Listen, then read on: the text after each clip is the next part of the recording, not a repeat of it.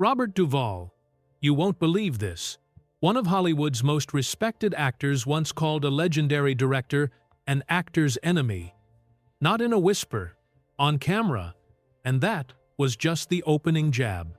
Today, we're diving into the 6 people who most clashed with Robert Duvall. Why the friction ran so hot, how it shaped his choices, and what it reveals about the craft of acting. Ready? Because some of these takes are spicy. Here's the thing about Robert Duvall. He's old school in the best way. Show up prepared. Know your lines. Listen. Be present.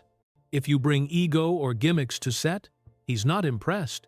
He turned down huge paydays rather than share the frame with people he didn't respect.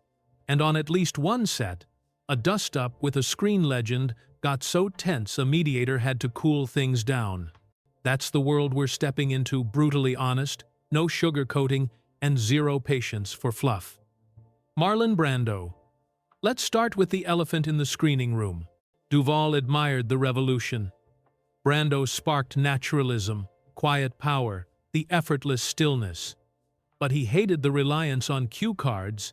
According to Duvall, Brando sometimes had lines taped to other actors or props, calling it spontaneous. Duvall saw it as part creativity, part laziness. He even tried it briefly, then ditched the trick because he felt true spontaneity comes after you've mastered the text. On the set of The Godfather with Francis Ford Coppola, that philosophical split mattered. Duvall believed respect for the scene means being fully ready. He felt Brando's approach could undercut partners and the rhythm of the moment. Admiration for the icon? Yes. Forgiveness for sloppy process?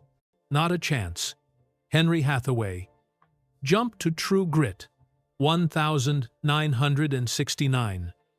Hathaway was an old Hollywood general, barked orders, expected immediate compliance, and no debate.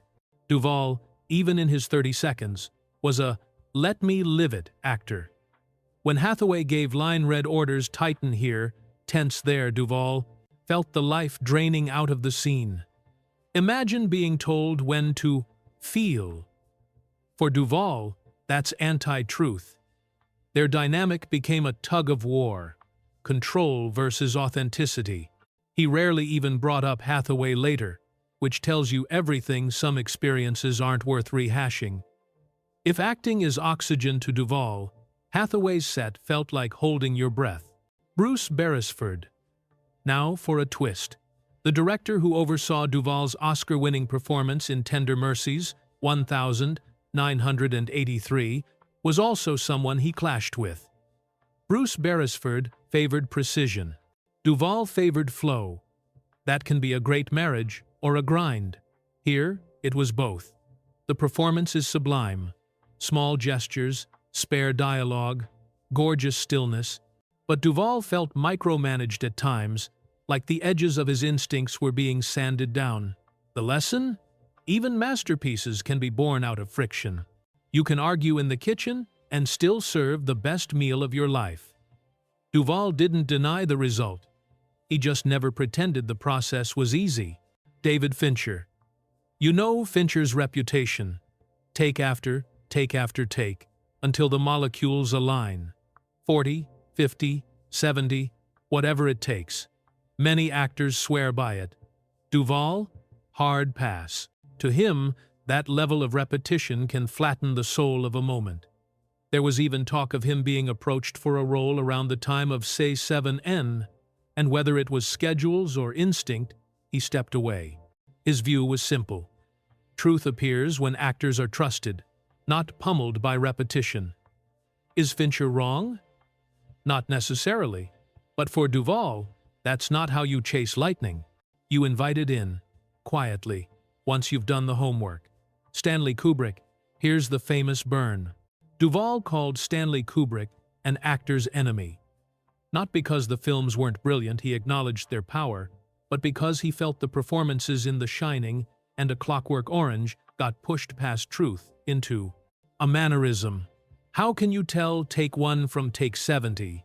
He wondered if the pulse has been hammered out of it. Duvall believed a great director draws out the performance without breaking the actor's instincts. Kubrick's perfectionism inspired awe, but Duvall thought the price was too high.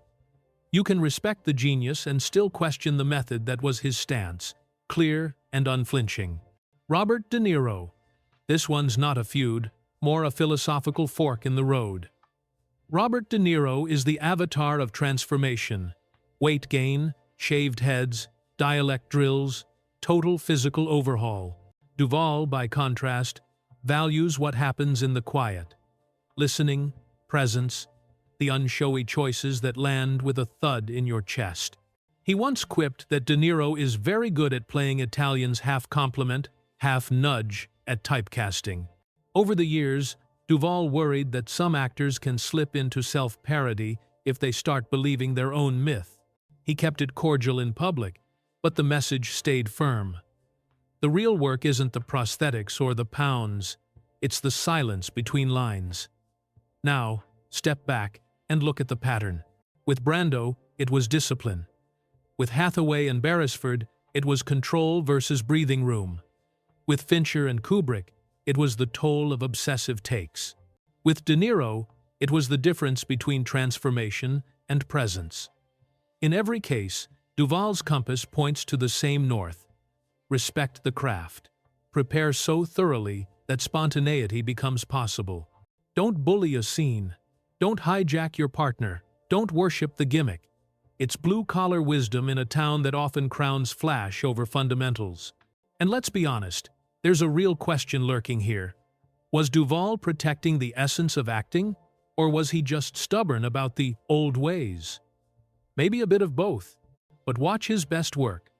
The Godfather, Tender Mercies, The Apostle, Get Low, and you'll see what he means. Nothing screams, nothing begs, it just lives. That's his argument, not in think pieces, but in the work itself. What's wild is how relevant this is right now. We're in an era of endless coverage, table reads on TikTok, behind-the-scenes content dropping before the movie even opens. Process has become product. Duvall's view slices through the noise. You can do 50 takes. You can transform your body. You can tape your lines to a lampshade. If the listening isn't there, it's all cosplay. The camera sniffs out the truth. It always has. At the end of the day, Robert Duvall didn't just play characters.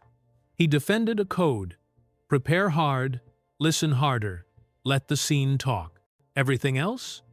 Noise. If you enjoyed this deep dive into the rivalries and the reasons behind them, stick around. We've got plenty more untold stories from the trenches of classic and modern cinema. Drop a like if this made you see these legends in a new light. Hit subscribe for more no BS film breakdowns, and tell me in the comments, whose approach to acting do you buy, Duvall's quiet craft or the big swing transformations? Your take might be the spark for our next video.